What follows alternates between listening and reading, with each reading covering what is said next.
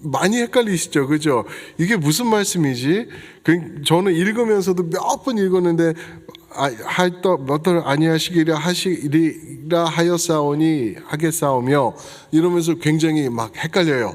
근데 지금 어떤 일이 일어나고 있는지는 아마 대충 아실 거예요. 다윗이 밧세바와 죄를 집니다. 그를 성적으로 죄악을 행하게 되죠. 그때 하나님께서 나단 선지자를 보내서 당신이 죄인이요, 당신이 그 죄인입니다 하고 얘기를 합니다. 그랬을 때 다윗이 회개합니다. 하나님은 또 용서하십니다.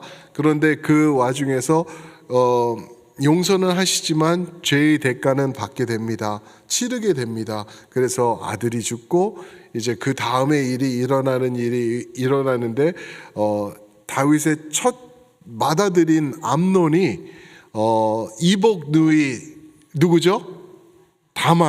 다말을 욕보입니다. 그렇죠?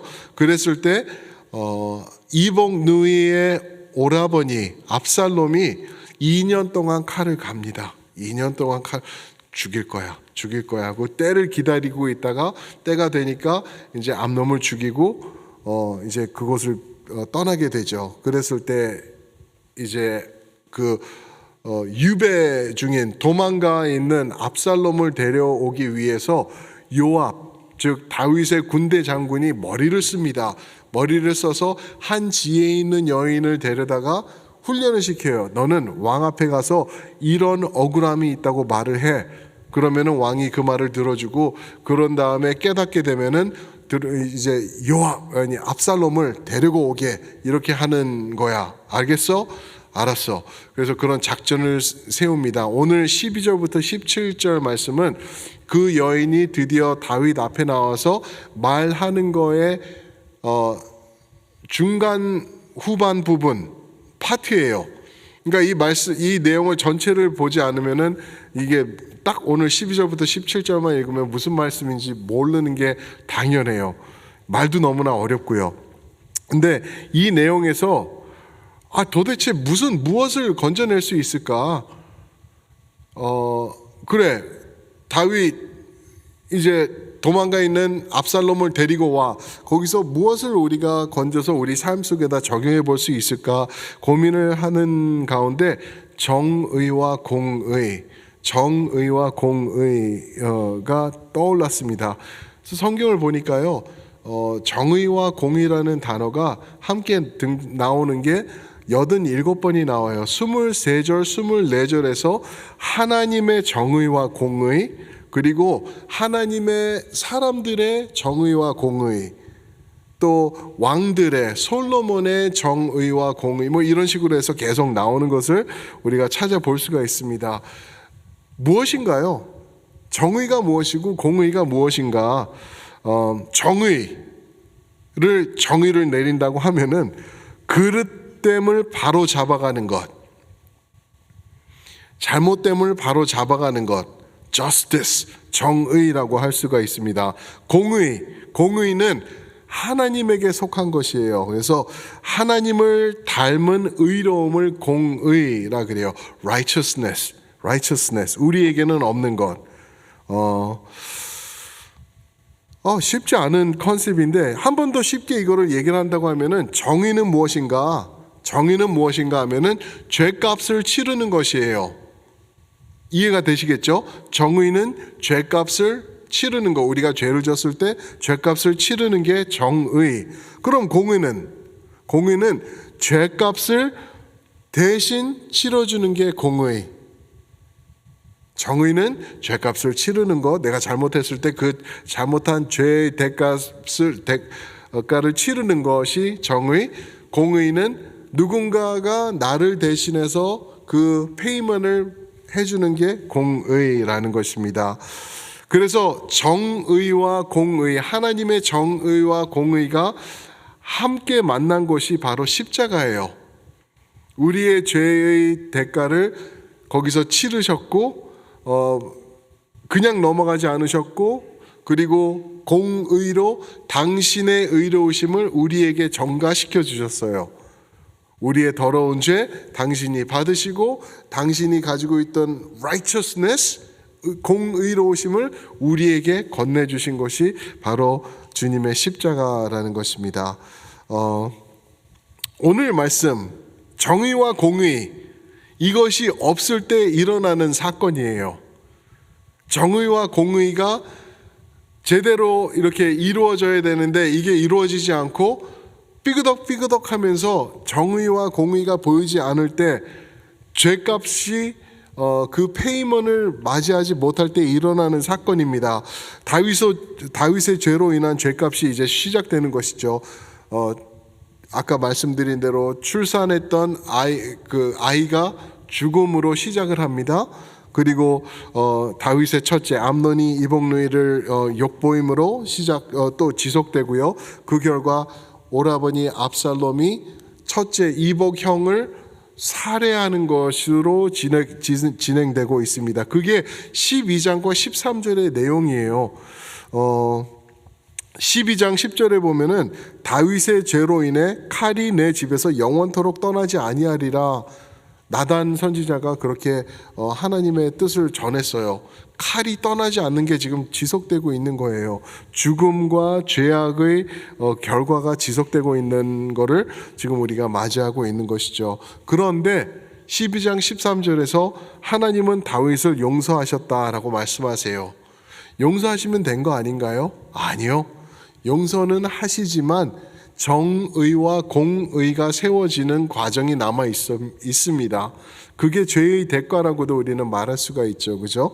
그래서 정의와 공의가 이제 적용이 되는 것을 이제 보아 나가는데, 그렇게 암논을 죽인 압살롬은, 이제 13장 37절에 보면은 자기 할아버지 왕, 그술 왕 암미훌의 아들 달메에게로 도망갑니다. 달메는 삼촌이에요, 삼촌. 그에게 가가지고 이제 자기 할아버지 그리고 우리 엄마의 형제인 달메 삼촌에게 가서 거기서 잠복해서 숨어 있습니다. 거기 간지 38절에 보니까 3년이 지납니다. 3년째 거기 가 있는 거예요. 그래서 오늘 14장 1절을 보시면은 다윗이 압살롬으로 인해 굉장히 힘들어했다라고 해요. 이 힘들어하면 이제 생각해 보세요. 첫째 암논은 죽었어요. 압살롬도 지금 떠나버린 거예요. 하룻밤 사이에 아들 둘을 잃은 거예요. 그래가지고 이제 죽은 암논에 대해서는 어떻게 할 수 없지만 압살롬에 대해서는 다윗이 마음을 아파하면서 그리워하면서 힘들어하는 것을 14장 1절에서 말을 하고 있습니다. 근데 그거를 누가 보냐?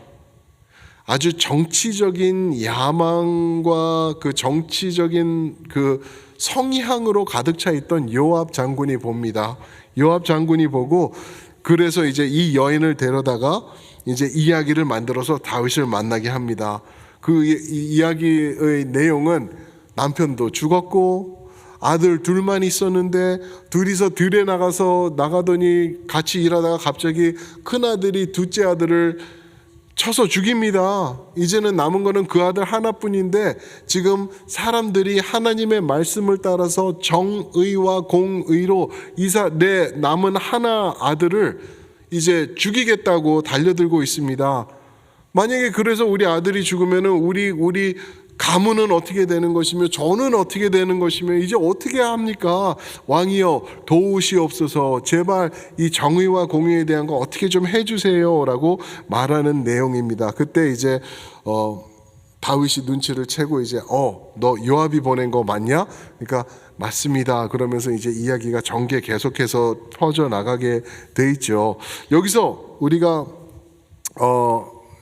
딱 느낌으로 볼 수 있는 게 12장 1절부터 보면은 이제 하나님께서 나단을 보내셨다 그래요. 다윗에게. 그렇죠? 그리고 다윗에게 간 나단은 이제 한 부자가 있었는데 그를 찾아온 사람을 밥 먹이기 위해서 자기 수많은 양들 중에서 잡지 않고 가난한 사람 애지중지하게 키우는 그 양을 뺏어다가 잡아서 그거를 밥을 해줬다. 그 사람 나쁘죠. 그러니까 다윗이 그 사람은 4배로 갚아야 할지니라 했더니 당신이 바로 그 사람입니다 라고 합니다. 그런 이야기가 있었죠. 그 이야기와 오늘 이 여인의 이야기가 어떻게 보면은 비슷해요.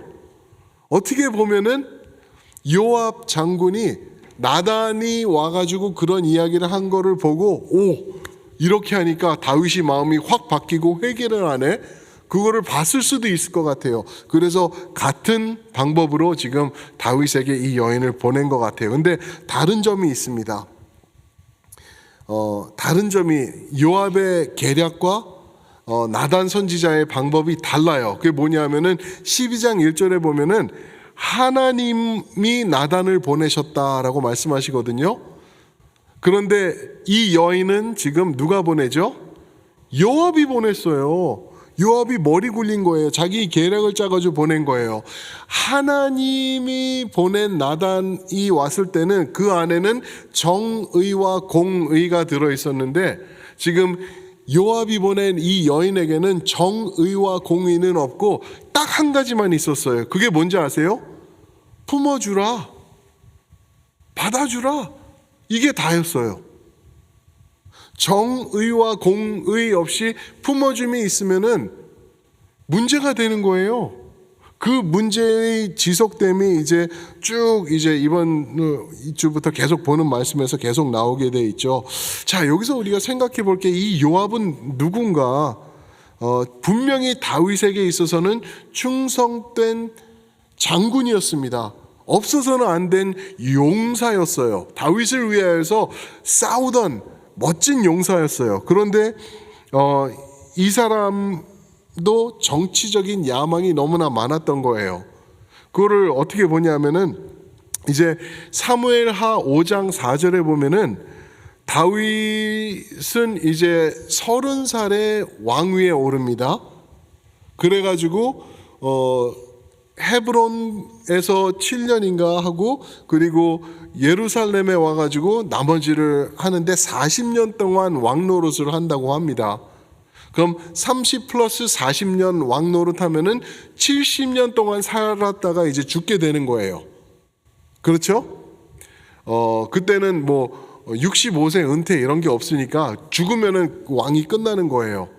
그러니까 70년 동안 이제 살다가 죽게 되는데 지금 이때가 다윗이 한 몇 살쯤이었나 이제 밧세바와 죄를 범한 다음에 시간이 좀 흐르고 지금 2년 동안 압살롬이 이제 도망가 있고 그리고 거기 가서 3년 있은 다음에 또 이제 돌아온 다음에 2년이 됐어요. 그러니까 시간적으로 보면은 다윗의 나이가 지금은 50대 중후반에서 60대 초반까지로 이렇게 보는 것을 봅니다. 그럼 무슨 말이죠?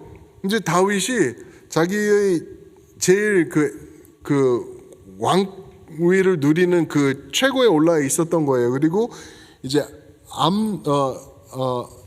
요압이 볼 때는 이제 다윗 왕이 이제 자리를 잡았고 또 이제 나이도 들었고 하니까 이제 빨리 자기 자리를 또 자리매김을 해 나가야 될 거를 정치적으로 약삭빠르게 또 생각을 하고 있었던 거예요.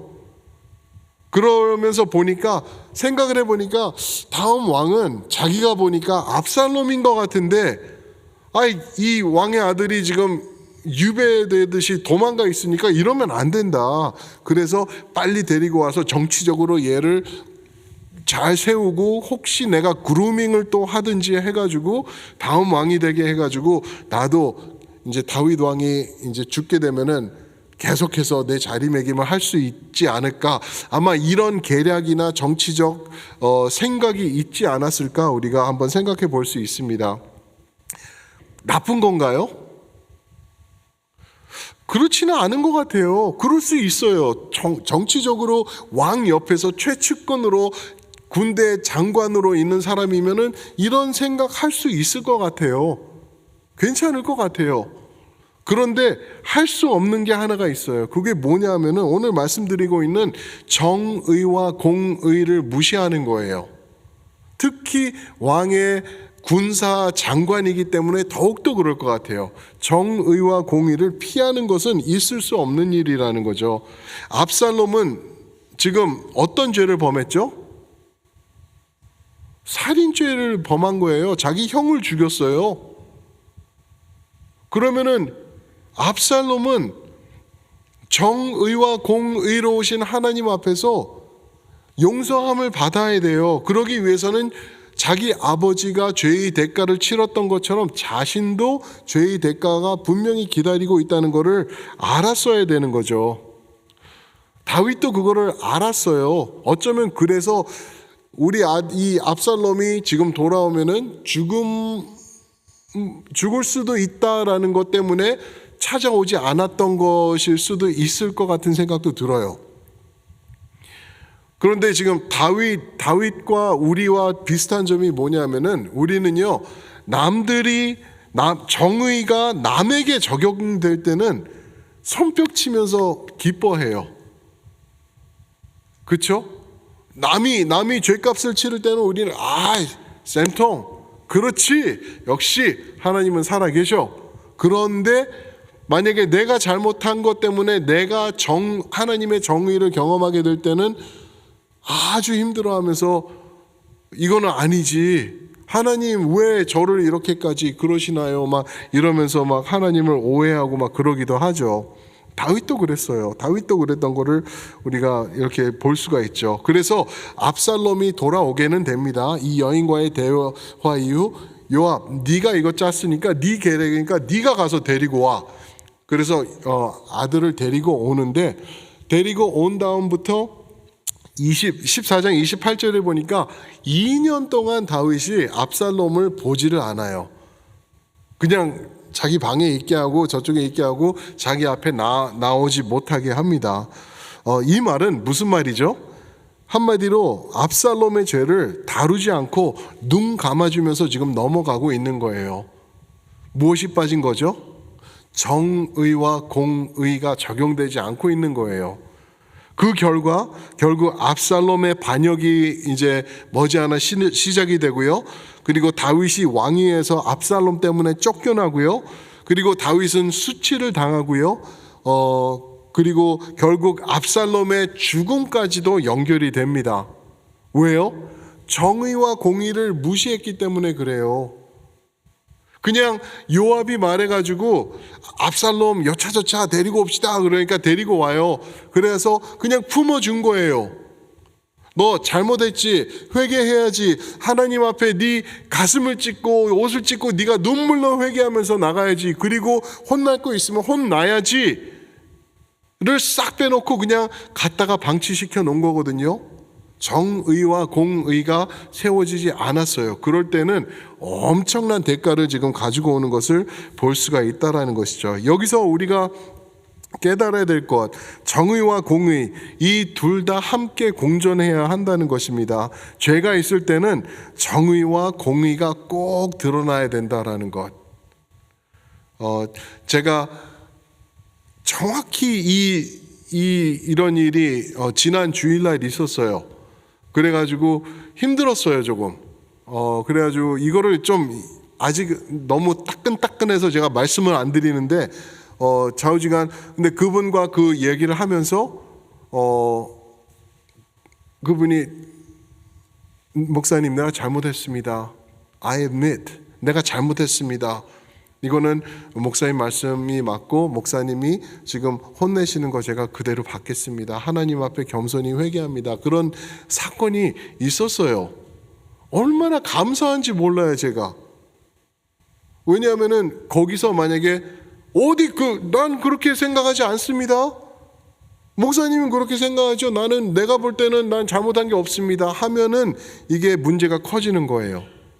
근데 저는 이틀 동안 기도하고 그거를 각오하고 그날 이제 화요일날 어제 11시 반에 전화를 했을 때 이제 그러면은 제가 인정합니다. 내가 잘못했습니다라고 돼가지고 문제가 수월하게 아주 감사하게 해결이 됐어요.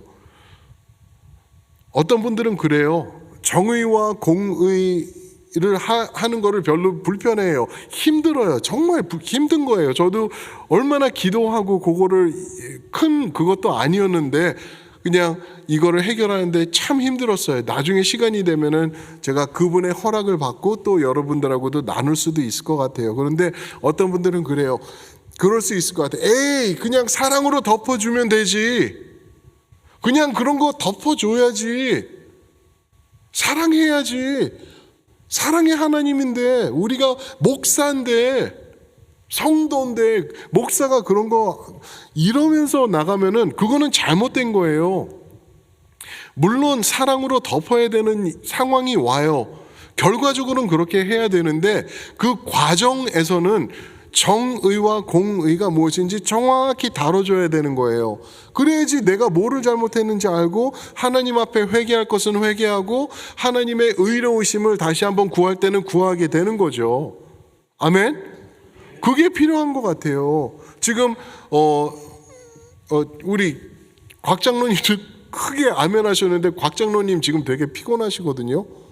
왜 그러냐면은 이제 우리 PCA 교단에서도 또 문제가 하나가 생겼어요. 우리 노회에서. 그래서 한 교회에서 어려움을 겪고 있어요. 그래서 지난주에 저희 교회에서 노회를 했지 않습니까? 그때 이제 목사님들이 얘기를 하기를 정권위원회를 만들어서 그 교회의 문제를 우리가 도와야 되겠다 그랬거든요.